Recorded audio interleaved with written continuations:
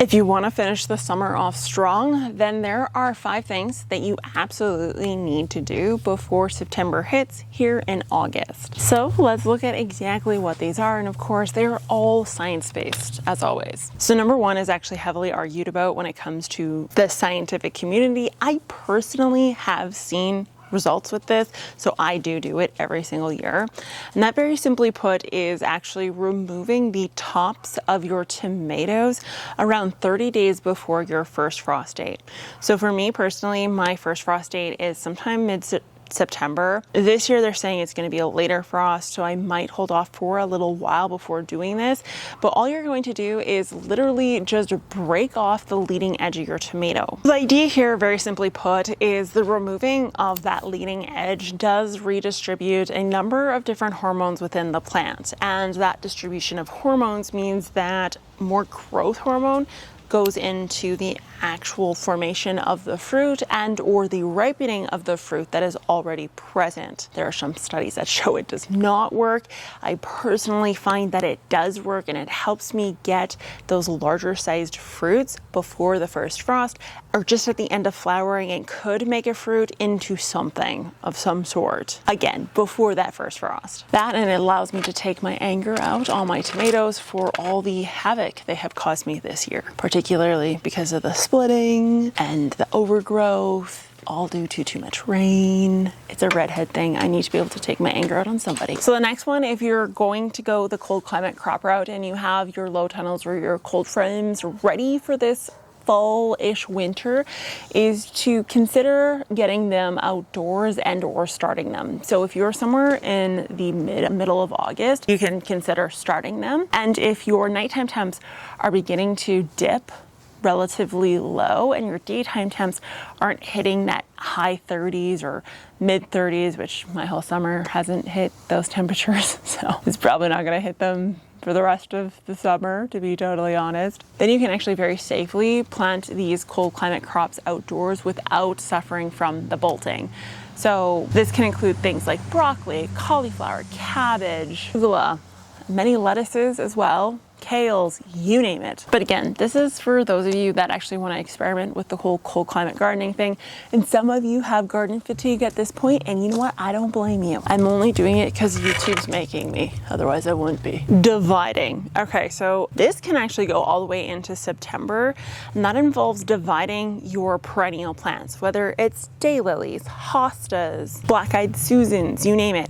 If you want to make more of said plant, the fall time is one of the best times to actually do the division and the replanting of them. I've done it both times, both in the fall and in the spring, and I will tell you hands down the best way to cause the least amount of plant stress and to know if it worked quicker, or the fastest way to know that it happened, is actually to do it in the fall. If you do it in the spring, you actually risk just planting the bulb or the root mass or the rhizome into the garden and then it dying off and you not really knowing if it made it until the following spring, which can happen. So that's why right now is kind of the favorite time for me to do that division process, because if things die off here in August, September, it's really not that big of a deal because you will see it in the spring. And then you're not freaking out for like 3 months thinking you killed your dead mother's hosta. Speaking from experience, that's stressful, okay? It's a very stressful thing. Okay, the next one is actually the application of mulch. And the reason why you would want to apply more mulch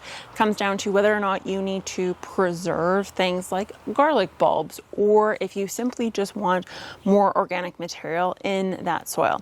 So if you're trying to boost this, right now is a great time to do it, because that mulch can and will decompose for a period of time until things really cool down, much longer into the season. Mulch is a really funny thing. It will insulate and keep things cool if the soil is cool, and it will keep things warm if the soil is warm. So after an entire summer of that soil being continually heated, despite the fact that we use the mulch to keep it cool, that heat then is actually kind of kept in situ when we add the mulch here in the fall. Other things you can do is plant that cover crop and then actually green manure it prior to the snow flying. Or if you just want to actually suppress weeds, or you know you have a disease issue that can be solarized and killed through solarization, maybe you want to lay the poly down now and then allow that heating process to take place throughout the fall and try to kill off as much as possible.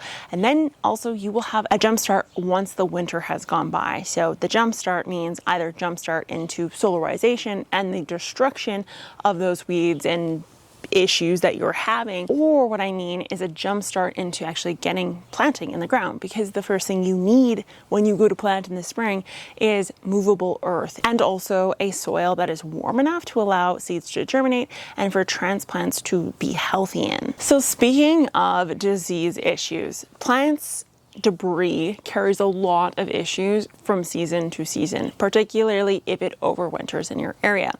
Now, yes, a lot of pollinators and beneficial bugs also overwinter in said plant debris, and that can pose an issue. Powdery mildew is a great example. Blight is a great example of this.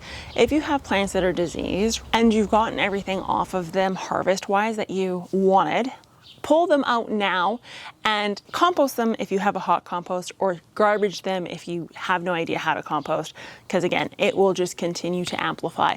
This will help you be less worried about destroying pollinators or beneficial bugs that are in your garden, but also help keep your garden healthy for said pollinators in the next season. September, I'm going to do an overwintering your garden video, and in that I'm going to discuss how or should you cut back your healthy plants, what you should actually leave behind, etc. and so forth. So we're not going to get in that too much here because I don't want to get depressing. We're not that close to winter yet, I don't think anyways. Next one is deadheading. So you guys know that deadheading is incredibly important to keep that flowering process going. And now is the time to actually stop deadheading, particularly if you want to save seeds.